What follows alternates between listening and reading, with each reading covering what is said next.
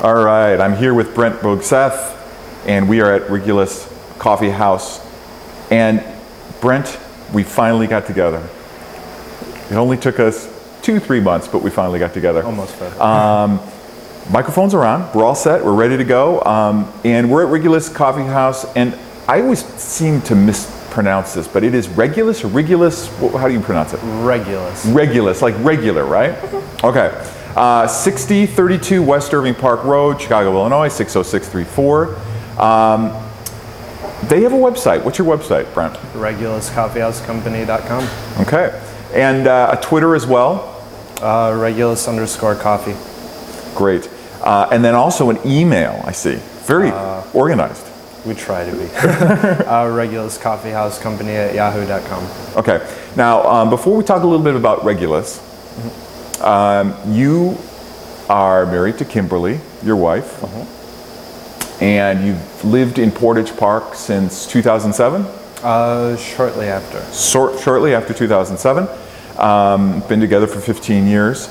And you opened Regulus Coffee House in December of 2011. Talk about the process of getting the coffee house ready to go.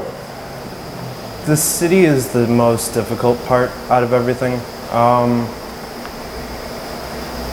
The idea, although it's been done before and countless times, right? Simple, just the basic cup of coffee, that coffee house, place where people can kind of meet up, you know, talk amongst themselves, chat with neighbors, study, work. It was missing in Portage Park, we felt. Yeah. This application, at least, right? There's been other like coffee houses, but typically have liquor, so more cafe style with that European touch to it, which is fine too. Straight coffee isn't for everybody. With the patio opening up and Thrift and Thrive and a couple of the little shops up and down Irving Park Road, we kind of were looking around, and the theater was the biggest draw with him actually reopening. Single screen, old theater. I mean, it's going to be slightly a tough road with all the new Cineplexes, multi-screen, Dolby Digital, right. 3D dimension, all that good stuff. But we saw kind of that value play to it with a lot more younger family sets in the neighborhood, actually being in the neighborhood. Right. Wanting to be local, shop local. They've all been moving from the east side.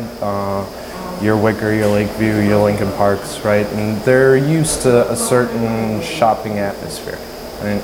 They move here, they got a nicer yard, better parking, right? Better parks, nicer schools, cooler neighbors.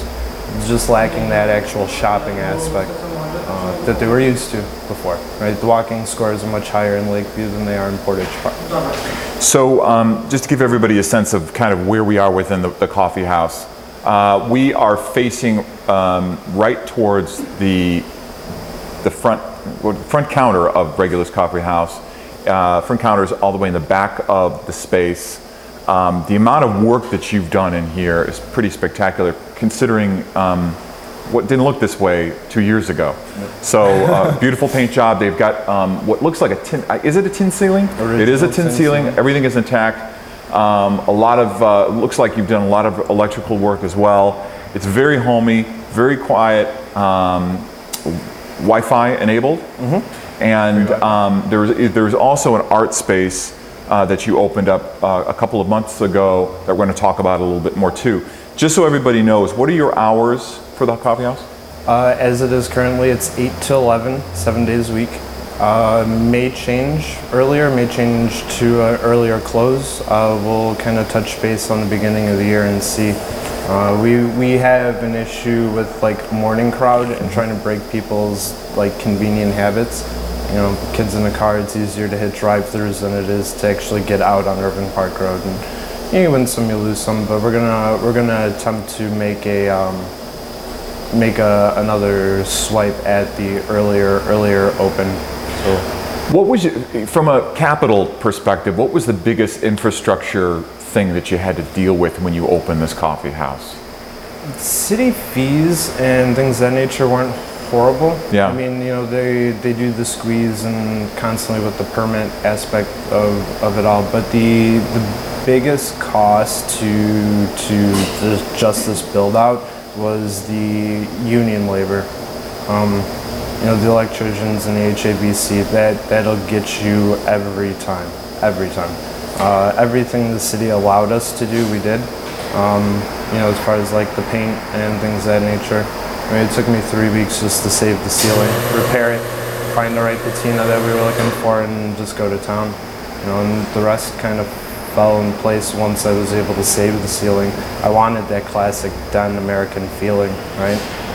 You just have to have a modern touch to it, that's all. Outlets and Wi-Fi, lighting. Phone number here is 773-930-3095, correct? And again, the website is reguluscoffeehousecompany.com. Okay, now let's get a little bit into kind of the coffee here. It's a no pressure, relaxing atmosphere, classic American coffee house. Talk about the coffee that you have here. We use Stivers coffee. He's a local roaster, been doing it for over 20 years. He had retail space before. Used to roast for larger independent firms that are floating out there. Highly talented and very passionate on what he does. And for us here at Regulus, we prefer to support one's talent for what they do. It's a better outcome when everything is said and done, versus the one just doing it for a quick buck. They won't stand by what they do. They won't back their work, right? We dig that, right? Yeah. We like when people are like, no, this is what I do because I love it, not because of the monetary aspect to it. The Austin Irving Business District. You'd mentioned you're partnering with a patio and Thrift and Thrive. We've already done some video casts of those two businesses as well. Talk about the relationships that you forged between those two other small businesses. So when we opened, you know, I noticed there was younger shopkeepers around here between Patio, Rap Rossi, Thrift and Thrive, and it got to the thing where if we looked out for each other versus fighting each other, might make it more of an appealing draw.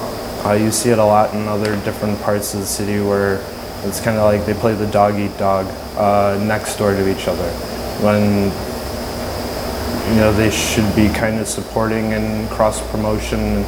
It doesn't really take much to be like, hey, by the way, if you're coming here, you should check out our friends across the street, right? Or if you're going to catch a show, you know, you could check out these guys over here or these guys over here, right? Actually make it worth going out, right?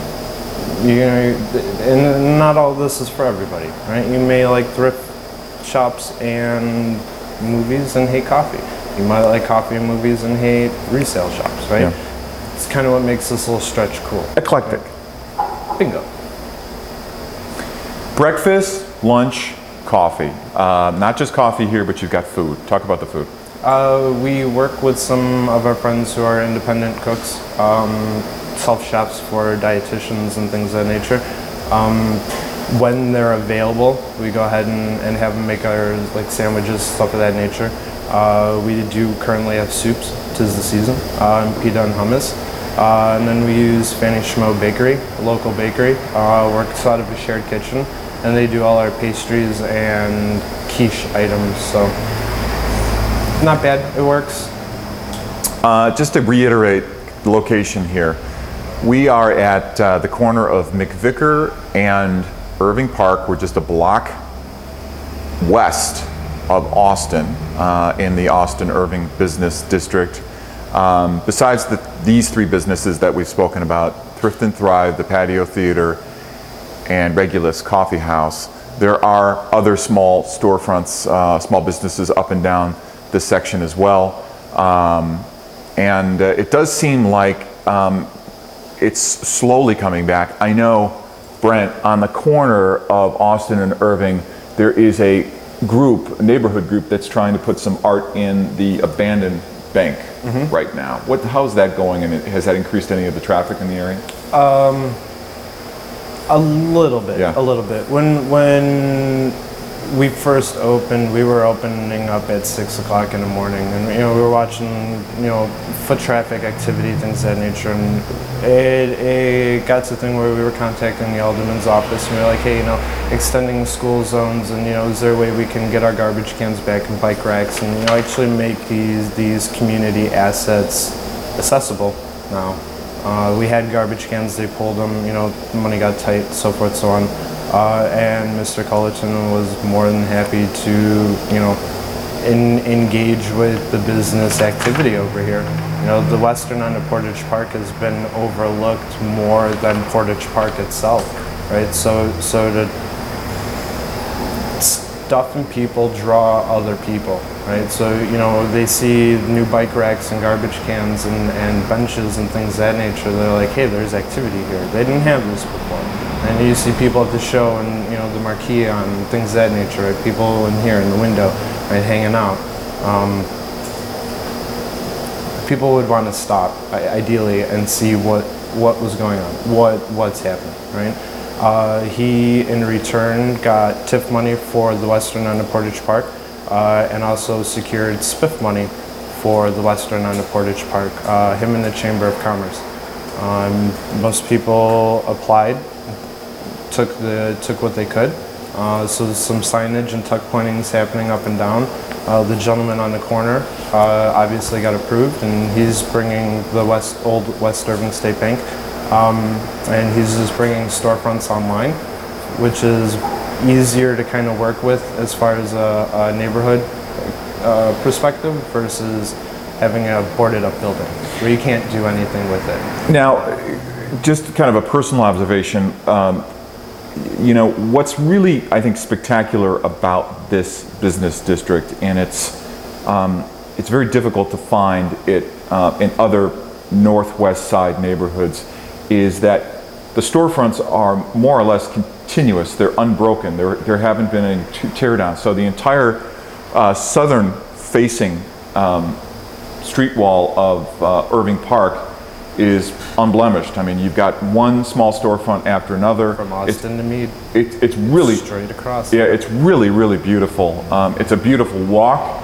It's a beautiful drive, frankly. It's beautiful architecture, and particularly with on the corner here with the bank building, it's a spectacular bank building. It's there's columns in front of it. It's really an eye catcher, along with, of course, the patio theater. And your building, of course, where you've got the old storefront with, talk about, without having to show kind of the video of it, but you've got this very interesting arrangement of small windows in the very front here that let the light into the back of the building, which was very common to allow. It wasn't really a green thing, it was more or less to allow the entire space to be lit from front to back. With the way that the glass is actually configured in the very top of the windows here in the storefront. But it's really unique. A lot of this particular space has not been altered in any way, so it's quite beautiful from the outside in addition to what you've done inside. Hours again, Monday through Sunday, 8 to 11, but they are varying. Twitter is Regulus_Coffee. And 773-930-3095. We're talking with Brent Bogseth. And let's talk a little bit now about some of the exciting things you've done over the last couple of months. And the first thing being the art space. Talk a little bit about how that came about, and where are we now in terms of the space? Welcome problem. Yeah. Which I always like. I guess why open that space to begin with? Part of the coffee and culture kind of aspect to it is just that the culture, the fine arts, the music, things of that nature. And when we first opened, we had a handful of artists come in. They wanted to display their work here. They were used to, again, coming from your Lakeview and Wickers, they were used to having their stuff up at other coffee houses. They now live in this area and were more than tickled pink, like an independent coffee house, right? A place to actually display something, do showcases. And You know, at first we didn't have next door. We only had this space, and it has textured walls, right? Which is actually original textured walls. It took a lot to kind of keep them this way. So instead of really hanging an overabundant amount of artwork in here, the way the building was kind of reformatting and moving over, and Ada's videos hopped over a store. The space came up, and we started contemplating going back and forth as far as, like, you know, could it be feasible? Can we make it something more? Can we have more of a threshold stance here in Portage Park, and be able to hire more folks as well, right? It's not just about us, and we're not selfish or one-sided, right? My wife and I live from check to check, right? We're as normal and blue collar as it gets, right? My family, my dad was a tool and die maker. My mom was a nurse. Her mom works at a hospital. Her dad was a sous chef. I mean, we all understood and come from, you roll up your sleeves, you do a good job, you do your best job possible, you should get rewarded. You won't always, right? But that's life. If I'm an artist, if anybody in the area that are artists, can they ask to put some of their artwork in your building? So this is where it came down to, is like, we know what it's like for the underdog or the small guy, right? And sometimes it just takes a small application to get noticed, a stepping stone, right, to what could be a livelihood for somebody else. Kind of signed what we needed to, hop next door. We started with the fundraiser because it was going to be much larger, like full kitchen, art gallery in front, extra space, be able to roast our own coffee. We will eventually get to that, but as it is right now, people are enjoying just that gallery aspect of it all. And we kind of dig that. It started off with two girls who grew up in the neighborhood and just wanted a place to, I think, kind of clean out some of the closet, but display this finally after all these years of being hidden. And it turned out we now have 6 different artists' pieces up, multiple pieces at that. We're currently showcasing St. Pat's artwork from St. Pat's High School, obviously. 6 different pieces from sophomores and seniors, which is unbelievably hidden talent over at that facility. The artwork is you wouldn't think high schoolers were doing it. Let's put it that way. So just to remind everybody again, Regulus Coffee House Company. It's at 6032 West Irving Park Road, Chicago, Illinois 60634. Corner of Irving and McVicker, or 100 yards west of the patio theater. Right, and there is a main bus that goes down Irving Park that you can get on. There's a main bus on Austin that you can get on that'll get you right here. Again, only 1 block west of Austin Boulevard. And the Blue Line station, I would say, where the Kennedy is, maybe about 2 miles away from here. So you can get off on the Blue Line station and take the Irving Park bus down here, and I believe there's an express bus that now runs along Irving Park as well. There is also 2 metro stations, the Mayfair Metro Station and the Grayland Mayfair stations service the Portage Park area and Irving Park area, and you can get off on those and hop the bus, or if it's nice weather, you can certainly do the walk along Irving Park. It's very comfortable. 6 Corners has been a ton of streetscaping and beautification that has gone on, so it's a beautiful walk. And now with what Brent had mentioned, the amount of money that's going into rehabilitating the streetscaping along Austin and Irving, that's going to, that's really going to do wonders for this area in terms of allowing a more pedestrian-friendly feel. It'll look more continued from Old Irving Park, going through 6 Corners into Portage Park, right? And then that stretch continuing down through, right, through the actual park itself, and then when you hit the western end, right? So I mean, it'll help fill some of that void between here and Oak Park. Now, Regulus Coffee House is located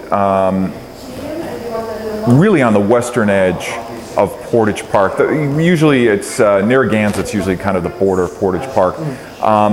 Talk about some of the people that you've seen here so far. Kind of neighborhood people? You get people from outside the neighborhood? We have Students? We have a nice handful from the neighborhood. Obviously, #1 support, which is freaking cool. Wright College students. We have TAP students. We have Loyola students. We have Lane students as well. Northside Prep. They all live in the neighborhood. Yeah. A couple DePaul as well, and University of Chicago. They live in the neighborhood. They commute. They come here and study. Handful of groups in the morning, as far as like moms and kids just hanging out. A couple people who work. Most of our biggest crowd is nighttime studiers. Again, that's why we're open until 11 o'clock at night. It was very apparent pretty quick that it wasn't about the morning crowd. It was all about the night crowd. Again, we're going to work our way to a morning crowd eventually, but we'll give it another shot probably around the beginning part of the year. We do have a small following that actually come from Lakeview and Wicker Park. They just don't like the atmosphere at some of the coffee houses over there, the independent ones at least, and they don't like the big chains. So we're pretty much next up as far as that's concerned. Not a horrible drive, 15-20 minutes for some of them, and to them they love it and don't really bat an eye as far as the actual commute time. So competition is a really good thing. City News opened up a cafe along Six Corners. Now Regulus Coffee House is another alternative for coffee. Compared to what Portage Park really had for a long period of time, which was just the Starbucks, which was located in Old Irving on Irving Park and Keeler, I believe. So the options available are tremendous, and frankly, the coffee is out of this world. I mean, it's as premium as it gets, and the atmosphere is terrific as well. Before we finish, let's talk a little bit about what you've already mentioned, which is the Indiegogo fundraiser that you put together a couple of months ago. Talk about, again, kind of why that was done and how much you raised. You were shooting for $25,000 from what I remember? Yeah. Okay. So again, the underdogging and stepping stones, right? Our bakers work out of a shared kitchen. They have been, right? And again, are highly, highly talented at what they do. And giving the orders that we're giving them and watching them kind of go back and forth with weird administrative issues and problems and things of that nature. And then our roaster himself, right? He is an older gentleman, with all due respect. But he's got a few years underneath his belt still easily before he has to retire. But like anything, right, retirement is well deserved to people who actually are at that point and deserve it. We would eventually wanted to actually get a full serve kitchen, drag our bakers in there, bring that thing that we felt was missing as well in this little stretch for quite a long time. When we keep asking folks, there's 3 top things. The only one that's corporate is a Jimmy John's, yep, an ice cream parlor, or an independent baker. It's the top 3 items. Anytime we ask, it's always Jimmy John's would be cool. Again, the ice cream parlor, the old classic ice cream parlor, and the independent baker. Everyone remembers, the older crowd, I should say, remembers a bunch of independent bakers on the stretch of Irving Park once upon a time ago. Obviously, with the larger places like Jewel opening up and things of that nature, kind of puts a damper on the smaller guys, price point wise, right? But ideally, we're like, we have this space tentatively, right?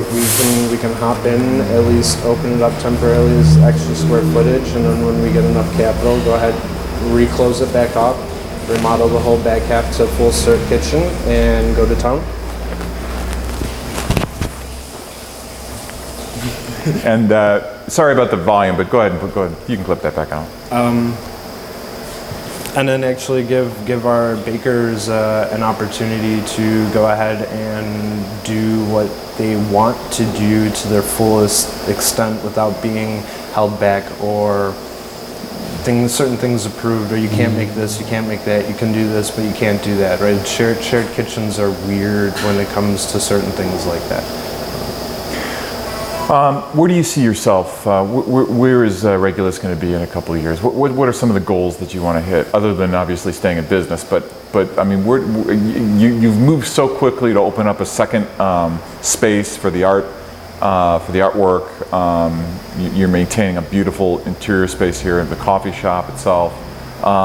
You're working closely with other small businesses in the Austin Irving Business District. Obviously, you want to try to get more people within this district, but for the business itself, where do you want to go? So I don't live bands. You know, I don't run a business as the like typical like, hey, we have this whole plan and everything else, right? You have to adapt when you are small, right? Multinationals don't really have to adapt, right? They go, you need to buy this, and people buy it, right? Small businesses need to adapt. With that being said, we run this company more or less of like a live the now kind of moment, right? What feels right? What are people saying? Are you listening to them, right? Next door really came in play because of what we were hearing and what people wanted, and we were kind of happy to take the risk as long as people are willing to come out and show support, right? Same thing with Dimitri at the Patio Theater, right? He was willing to take the risk. He needs the support. I mean, we all need the neighborhood support, but you know, again, listening, right? He could have stayed 35 millimeter. People actually want to see newer stuff, right? This is where the whole digital campaign came in play. This is where the digital projector came in play, right? People wanted to display their artwork here, and they wanted to be able to do that, have different kind of events, an alternate meeting room, so forth, so on, right? Oh, can you do this? You know, close your place and have a private birthday party. And it was just like, I mean, we could, right? But it's awkward for when somebody was like waking up or like making that mindset to come here, and then they find out it's a private party. It's sometimes awkward, right? Things happen where you have to close early, or you can't accommodate everyone, right? That's kind of the name of the game. You're not going to make everybody happy. You just have to adapt. Right. Yeah. So Brent Bogseth and his wife Kimberly, again married in 2007. They've been together for 15 years. Both of them are really working hard, and again, they live in Portage Park as well. Regulus Coffee House Company at yahoo.com is the email if you'd like to get a hold of Brent or Kimberly. Website is reguluscoffeehousecompany.com. They have a Twitter account at regulus_coffee.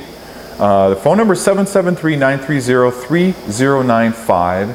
Hours are variable, but mostly from 8 to 11 p.m. As does now. And again, it's 6032 West Irving Park Road, Chicago, Illinois, block west of Austin on Irving Park, on the north side of Irving Park, I should say. Do you take? Do you respond a lot to your Twitter, and do you respond a lot to your emails from people? More emails. Yep. Facebook, Twitter, than the phone. And I'll be honest with you guys, we don't usually answer the phone, but we do get back to the messages like, you know, the next day. So. Well, with that said, I'd like to be one of the first, if I haven't, if I'm the first one, that is, to wish you a happy anniversary. I believe December 1st was your opening for the business. First full operational day was December 1st. So you're coming up in 2 weeks to your 1 year anniversary. Everybody within Portage Park is excited by this coffee house. It's a beautiful space. The art space is beautiful as well. And when we come back next year to see how things have gone, perhaps we can take a look at the art space as well and see how things have gone so far. Other than that, anything else you want to leave our audience with? You know, minus just look out for the small businesses, right?